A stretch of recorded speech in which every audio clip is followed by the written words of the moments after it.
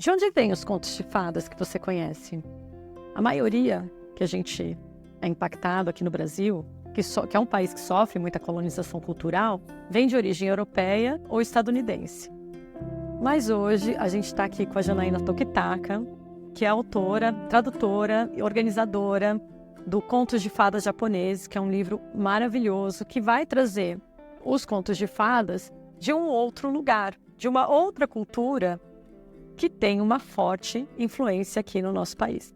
Eu acho que esses contos de fadas japoneses, eles vão ser bem recebidos, né? Porque eu acho que a gente tem, sim, uma presença muito forte. A gente é o país que mais tem presença de nipo-brasileiros, de descendentes de japoneses fora do Japão, por exemplo, né? E também temos aí a presença da imigração coreana, né? Os sino-brasileiros, né? É importante a gente também não dizer que os nipo-brasileiros são sinônimos de asiáticos no Brasil. E essas histórias, eu acho que falam do contexto asiático no geral. Então a gente vê, assim, que tem, inclusive, presença de contos chineses, né? E coreanos, como é normal na tradição oral, né? Na europeia a gente sabe disso. Os contos viajam, os autores conhecem outras histórias, né? E na Ásia também. E eu acho que tem uma coisa, que o conto de fada é muito afetivo, né? Tem aquela coisa, aquele sabor de comida de avó, né? De casa, de escutar histórias de dormir. Muitas dessas histórias que estão aqui vão ser histórias já conhecidas de quem tem mais contato com a cultura. Então, o Momotaro, o Urashima Taro, né, da tartaruga, o Kintaro também, a Princesa Kaguya, né, que tem uma animação no Estúdio Ghibli que conta a história dessa princesa também. Então, são histórias já um pouco conhecidas, ainda que contadas de uma forma bem autoral, né, por essa autora aqui, que é bem interessante, que é a Theodora Ozawa. Esse livro, inclusive, ele abre de uma maneira muito bonita, né? Que é a sua dedicatória. E eu queria que você contasse um pouquinho sobre ela. Tá, eu dediquei esse livro para 3 colegas e amigos meus que são nipo-brasileiros, né? O Kazuo Koshikuma, o Gustavo Suzuki e a Thalita Nozomi, que acho que vocês devem conhecer, que é da área da literatura. E aí, o que eu digo é que nossas histórias continuem sendo contadas. São 3 pessoas que contam histórias, sabe? Eu conto, eles também. E esse nossas, eu acho que é uma palavra muito emocionante, né? Quando a gente escuta nossas, a gente pensa, dá uma emoção muito particular. E essa luta pela permanência das histórias é um esforço ativo que a gente tem que fazer, sabe? Então, trazer essas narrativas que não são o esquemão, né, dos contos já conhecidos, que fogem muitas vezes do que é, por exemplo, um final feliz, ou o que é o heroísmo, ou o que é ser bem-sucedido, né? Então, inserir essas histórias significa também inserir valores, né, outras referências. O que é honra, o que é o dever, né? Que é modificar o mundo. Isso é uma diferença bem grande dos contos asiáticos para os contos europeus, né? Então, que esse livro fique dedicado a eles e a todos os outros asiáticos que contam histórias e estão aí nessa teimosia nossa de seguir, né, valorizando as nossas histórias. E é interessante, porque ao mesmo tempo que você é uma autora, né, pensando que você organizou, traduziu, e tradução também é uma autoria, ilustrou, né, que tem a ascendência japonesa, mas que é brasileira. A pessoa que primeiro escreveu esses contos, né, que você traduziu, né, a autora, ela também tem um lugar parecido com o seu. Você podia contar um pouquinho sobre? Eu até escrevi no prefácio que eu comecei a encarar a Theodora Ozaki como alguém da minha família. Porque eu entendo que a gente, como autores e criadores e tal, a gente tem famílias literárias, sabe? Então, eu sou filha do Sendaki, avó, sabe, assim, e mãe de não sei quem e tal. E eu acho que o que me chamou a atenção é, assim, o quão contemporâneo isso aqui é, né? E o quão interessante é essa autora, que é uma mulher, então também, de novo, né, foge um pouco daquela coisa dos clássicos, do Perrault, do Andersen, dos Grimm, né? Então traz uma voz feminina. Que foi sufocada na história dos contos de fadas, né? Sufocada porque a gente não sabe quem é essa pessoa, né? Então por isso que eu tô aqui nesse esforço, quando a gente pensa assim, os clássicos, né, o cânone. O que é isso, né? Isso. A gente não pode mudar, porque a gente não pode repensar se é canônico, isso é clássico, isso defende muitas obras que eu não necessariamente acho que deveriam ter uma grande permanência hoje em dia. Agora, essa, eu acredito que tudo que ela defende eu acho incrível, sabe? Eu acho muito, muito bom. Ela cresceu num ambiente de Europa e Ásia, né? O pai dela era japonês, a mãe era inglesa. E os contos, eles demonstram um pouco essa miscigenação, assim. Então, tem estruturas meio que a gente poderia lembrar, né, dos contos europeus, mas com valores, personagens, cenários e tal, extremamente japoneses, assim, e funciona, né? Dá uma mistura muito legal, e eu acho que é uma mistura que vai fazer sentido pro público brasileiro. Não, faz, com certeza faz. Digo isso como uma Nakano. Para mim fez muito sentido o livro, né? Apesar de eu não ter um conhecimento direto das narrativas dos personagens, né? Aquilo que permeia os contos, né? De valores, de importâncias, de construções que são muito pilares da minha maneira de ser, né? Eu enxerguei ali de uma ancestralidade que eu sequer conhecia. Então me colocou de certa maneira em contato também com esse lugar que às vezes a gente vai desconhecendo conscientemente, mas que inconscientemente é estruturante de quem somos, né? Eu acho que esse esquecimento, né, a gente tem que ser um pouco mais generosos com ele, porque essa manutenção dessa cultura, ela é um lugar espinhoso, né, na construção do que é ser nipo-brasileiro, assim. Então, essa retomada e essa valorização dos costumes é algo que é muito importante, eu acho que é muito curativo, né? A gente vem falando dessa palavra e é algo que é muito curativo para nós, pessoas asiáticas, pessoas amarelas. E não precisa ser algo, como você bem colocou, né, exotificante, né? Porque eu acho que também tem esse cansaço de ter que corresponder ao que a branquitude entende do que é ser asiático. Vou colocar um kimono que eu adoro, é lindo. Eu adoro. Eu super uso. Mas assim, é isso, né? Não vou ser submissa, ficar quietinha, até porque isso não é ser uma mulher asiática, nunca foi, né? Isso é uma construção da branquitude do que é ser asiática. Trazer esses contos, eu acho que é uma forma muito legal de trazer reconexão, que é algo que as pessoas estão precisando, né? Entender de onde elas vieram, buscar raízes, tudo isso acho que traz mais que conforto, realmente traz cura mesmo. E como é que esses contos chegaram até você e como é que eles te conectam com a sua ancestralidade? Esses contos, acho que muitos deles eu já conhecia, né? Mas eu conhecia via outros autores ou via tradição oral mesmo. Eram contos que eu gostava de ouvir, eu escutava, né? Tal, ou numa revista, numa cartilha, ou enfim. E eu acho que eu estava numa busca já anterior até a organização desse livro, junto com a minha editora Mel, de justamente buscar novos clássicos, sabe?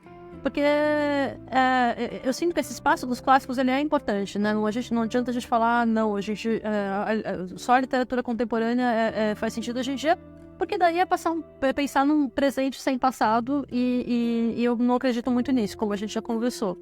Eu fui ativamente atrás de entender quais seriam os autores asiáticos mais importantes, descobri essa mulher, né? Porque foi um esforço de pesquisa mesmo, né? Eu tive que ir atrás, não foi algo fácil. Tem alguns outros autores igualmente interessantes. A gente achou que ela era mais pop contemporânea, enfim, mas tem outros. Eu também tenho vontade de trazer esses outros autores para cá. Todos muito interessantes, assim. Por exemplo, a gente tem um autor que é chamado o Andersen japonês, que ele era comunista no Japão, socialista, e ele tem contos que são, assim, belíssimos, e eles são muito melancólicos. Por isso, a alcunha do Andersen. E como você bem sabe, a melancolia no Japão é uma melancolia real, né? Assim, não é... Tem um conto específico de uma mãe que vira uma vaca, uma búfala, uma coisa assim, depois... Ai, gente, é muito triste, assim, eu chorei muito lendo. Mas que eu acho que também, de novo, assim, sabe, a gente não sabe, a gente não conhece, né? Até as próprias pessoas como você, que tem alguma descendência, não conhecem esses contos, então... Hora de conhecer, né? Pra mim foi transformador ler esse livro, assim, me fez pensar sobre muitas coisas, assim, da minha identidade, né, da minha ancestralidade, de onde vem determinados comportamentos. Sim. Então, dentro dessa maneira como você colocou, de uma leitura curativa, e ao mesmo tempo também pode ser muito interessante para quem não tem uma relação direta com a cultura japonesa, já que ela é tão forte, claro, no nosso país, né? Exato, então, e eu acho que as crianças gostam, né? Então, por exemplo, os animes, né? Os jogos, todo esse repertório imaginário do Japão é algo que as crianças são curiosas para isso e eu acho que é uma boa curiosidade, sabe? Eu acho que ela é bem trabalhada, a diferença entre você promover um multiculturalismo real, né? E um acolhimento de outras etnias e outras culturas, e isso é muito positivo, a gente tem que trabalhar isso. pra de repente não exotificar, né? E colocar numa caixinha, embalar e vender, assim. Isso aqui é japonês, então é muito legal e fica por isso mesmo, né? Entender todo esse contexto é que faz toda a diferença. E nesse sentido de tentar resgatar a sua ancestralidade, né, por meio da busca, da pesquisa dessa obra, tem também o desejo de trazer isso para as próximas gerações. Como é que funciona para você como mãe, né? A minha filha, ela é extremamente conectada com a cultura asiática. E aí eu vou falar uma coisa que acho que todos os asiáticos que assistiram vão falar, claro, principalmente através da comida. Porque em casa eu, de fato, faço muitas comidas caseiras, né? Carê, o gohan, o onigiri, essas comidas mais normais, assim, de dia a dia, né? Que não é... E ela gosta muito, sempre gostou desde neném, assim. E as histórias também, ela gosta muito de anime, ela gostou muito desse livro. E a Rosa não gosta de todos os meus livros, que eu acho ótimo, na verdade. Tem uma coisa que eu fiquei pensando, né? Que os contos de fada, eles, de toda forma, têm uma base de oralidade, né? São contos que vêm da tradição oral. Então é um bom livro para vocês lerem alto, sabe? Para as crianças lerem juntas, né?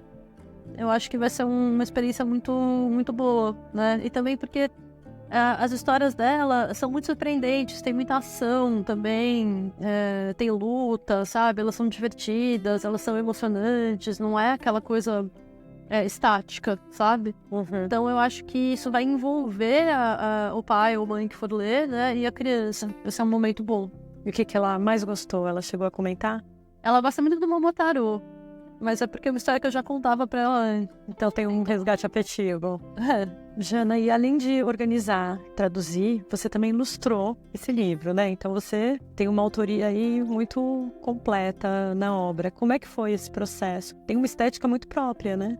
Tem uma estética muito própria e não foi fácil chegar nessa estética, né? Eu queria, desde o primeiro momento, que o livro fosse que ele traduzisse bem do ponto de vista da imagem o que o texto é. Então eu não queria que fosse aquela ilustração também exotificante, sabe? Assim, que copiasse imagens com aquela iconografia já meio estampa de kimono, com nanquim, Eu queria uma coisa moderna, assim como ela era, né?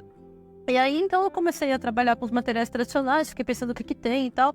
E aí, a gente até passou, eu vou contar isso assim, em primeira mão pra vocês do Quindim, vou fazer aqui uma revelação, mas que as primeiras ilustrações que eu fiz, né, como eu tô acostumada a fazer, mas naquela correria, e entre uma coisa e outra, e o prazo e tal. E eu mandei pra minha editora, que é a Mel, né, e nem pensei no que eu tinha mandado, sabe? Tinha sido uma coisa meio sem muito trabalho. E daí ela olhou, me chamou pra uma reunião. E aí, assim, mas o que tá acontecendo e tal? E daí ela olhou pra minha cara e falou assim, você não gostou dessas ilustrações que você viu? Maravilhosa. E aí eu olhei pra elas como se eu estivesse olhando pela primeira vez, sabe? Pra aquelas imagens. Falei, não. Daí ela falou meio, mas por que você me mandou então, sabe? E aí isso me colocou numa crise, mas numa crise no bom sentido, né? Que eu falei, não, agora eu preciso gostar. E não é fácil gostar. Não é assim. Então eu passei um fim de semana ali testando um monte de coisa, fazendo coisa que não ficou muito ruim, mas tudo bem, assim. E aí eu voltei pro origami. Porque o origami tem uma coisa que eu acho que ele é muito moderno, né? Porque até a gente pensa na Lydia Clark e tal, porque ele é todo meio geométrico, né? Tem uma linguagem, né? Ele é meio estilizado, assim, e tal.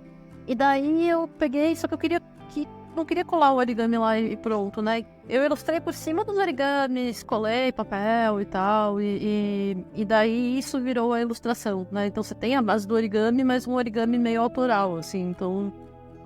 Eles estão aqui, eles foram fotografados, né? Não foram escaneados, o que faz toda a diferença. Que dá profundidade, né? E aí a paleta são duas cores, porque é uma impressão a duas cores, que é o roxo e o vermelho, que faz sentido dentro da iconografia japonesa, né? Então, é isso. Dessa vez eu gostei. A gente amou aqui no Quindim. Foi algo que chamou atenção, que a gente sempre faz a leitura do livro para a equipe toda, né? Sim. Antes de enviar para os assinantes. E chamou muita atenção da equipe. Que bom. Várias pessoas comentaram, assim, desde gente do manuseio até gente do conteúdo. Obrigada, Jana. Muito bom ter você aqui. Contar um pouquinho mais sobre essa obra incrível para os nossos assinantes. Eu acho que o conto de fada japonês faz todo sentido no Quindim. Eu fiquei especialmente feliz quando eu soube que, né, o livro ia ser distribuído aí para os assinantes e tudo mais. E eu acho mesmo que vai ser um livro muito amado pelas famílias. Não, Eu quero. já é. Inclusive, quando saiu, a gente falou, quero. Assim, vários curadores entraram em contato. Você viu? Não sei o que saiu. Tava todo mundo encantado. E quando a gente pôde ler, a gente ficou mais encantado ainda. Parabéns pelo seu projeto, Obrigada. pelo seu trabalho. Obrigada por trazer pra gente. E pro Brasil inteiro aí que tá recebendo esse livro.